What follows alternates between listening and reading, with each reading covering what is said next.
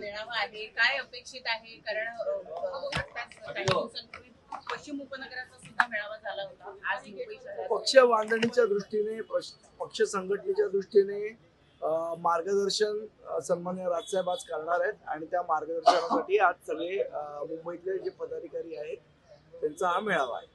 मध्यंतरी काही विभाग अध्यक्षांच्या नियुक्त्या नव्यानं करण्यात आलेल्या होत्या. शाखा अध्यक्षांच्या संदर्भामध्ये सुद्धा काही याद्या तयार करणं सुरू होतं. आज काही नवीन पदाधिकारी कार्यकर्ते नवीन हे होणार आहेत.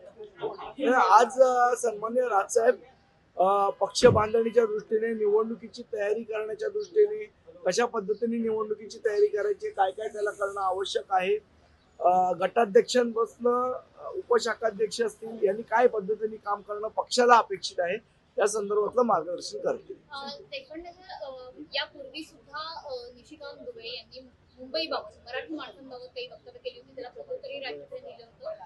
आता निशिकांत दुबे असं म्हणतायत की मुंबईमध्ये केवळ 30% लोकच मराठी बोलतात, इतकंच नाही तर बीएमसी निवडणुकीनंतर ठाकरे संपतील, ठाकरेंचं राजकारणही संपेल, कारण की भाषा आधारित. आम्ही वाट बघतोय महाराष्ट्रात कधी येतात निशिकांत दुबे ते, कारण आम्हाला पण त्यांचं स्वागत करायचंय जसं मुख्यमंत्र्यांना करायचंय. फक्त स्वागत आम्ही आमच्या पद्धतीने आणि आमच्या स्टाईलने करू. मात्र वारंवार अशा प्रकारची दुबेंकडनं ही वक्तव्य केली जात आहेत. शेकापचा जो मेळावा झाला त्या व्यासपीठावर राज ठाकरे म्हणाले होते की अशा प्रकारची बात म्हणजे विशेषतः जेव्हा गुजराती साहित्य संमेलन भरवलं जाते तर त्यावर आम्ही व्यक्त होणार नाही, कारण अशा पद्धतीच्या वादांना, अशा पद्धतीच्या राजकारणाला दुबेच्या पाठी बोलवणारा धनी हा वेगळा आहे. ज्या पद्धतीने मुख्यमंत्री वक्तव्य करतायत रोजच्या रोज, तर काय बोलायची गरज नाहीये. मुद्दाम जाणीवपूर्वक ही वक्तव्य केली जात आहेत. मला माहित नाही मुख्यमंत्र्यांना महाराष्ट्र भूषण पुरस्कार घ्यायचा आहे का भैया भूषण पुरस्कार घ्यायचा आहे, हे त्यांचं त्यांनी ठरवावं. पण वारंवार वादग्रस्त अशी विधानं केली जातात, त्याच्यामुळे कुठे ना कुठेतरी मनसे किंवा शिवसेना ठाकरे गट असते कुठेतरी टार्गेट होत आहे किंवा त्याला मुद्दाम टार्गेट करण्याचा प्रयत्न होतोय. मला असं वाटतं काय आम्हाला टार्गेट करणार आणि कशाबद्दल करणार. आम्हाला टार्गेट करण्यापेक्षा त्यांचं टार्गेट ते बिहारच्या निवडणुकात हे लक्षात ठेवा.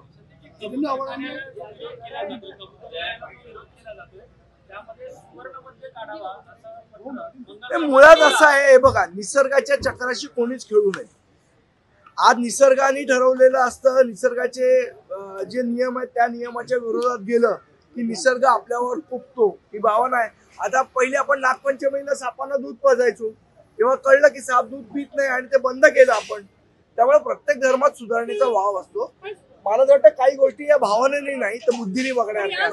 संस्कृतीचा प्रश्न ऐरणीवर येतो. संस्कृती हे तुम्हाला सांगितलं की प्रत्येक गोष्ट भावनेच्याच चष्म्यातनं बघता येणार नाही, काही गोष्टी या बुद्धीच्या चष्म्यातनं पण बघाव्या लागतात. या प्रकरणात पत्र लिहिले आता लोढा सारखा शिकलेला माणूस आहे, जो मंत्री आहे, त्यांनी भावनेच्या आहारी न जाता बुद्धिवाद्यांनी काम घेतलं पाहिजे. आणखी एक प्रश्न, मी तुम्हाला सांगितलं आपल्या धर्मामध्ये पण सापाला दूध पाजायचं होतं ना, नागपंचमीला पाजायचो, आपण बंद केलं ना. का केलं? कारण ते हानिकारक असतं त्या प्राण्यांसाठी. मला असं वाटतं जर आपण बंद करू शकतो तर ते का नाही करू शकत. प्रत्येक धर्मामध्ये काही रूढी परंपरा आहेत जे काळानं रूप बदलतात, त्या बदलल्या गेल्या पाहिजेत. निसर्गप्रेमी म्हणतात की हे 3 दिवसापासून बंद आहे म्हणून काही कबुतरांचा मृत्यू. मुळात असं आहे, बघा, कबुतर जी जन्माला येतात ती काय तुम्ही खायला घालता म्हणून जन्माला येत नाही. ती येतात जन्माला ते त्यांचं खाणं शोधतात. माणसाला पण आपण रोज उद्या समजा माणसाने काम धंदे न करता जर त्यांना खायला घातलं तर तो माणूस ऐत खाऊ होणार की नाही. तुम्हाला कबुतरांना जगवायचं का कबुतरांना ऐत खाऊ करायचा हा प्रश्न आहे.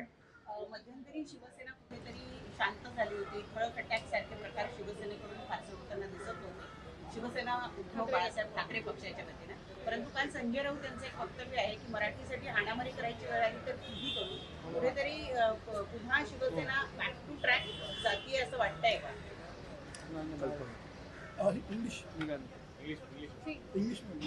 today office building meeting and the Ram Shakta that will address the work.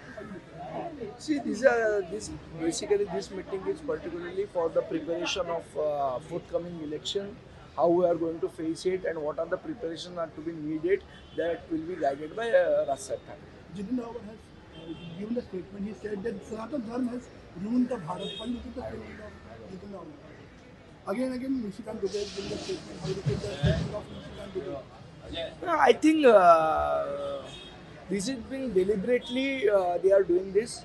I don't know whether their target is MNS or their target is Bihar election.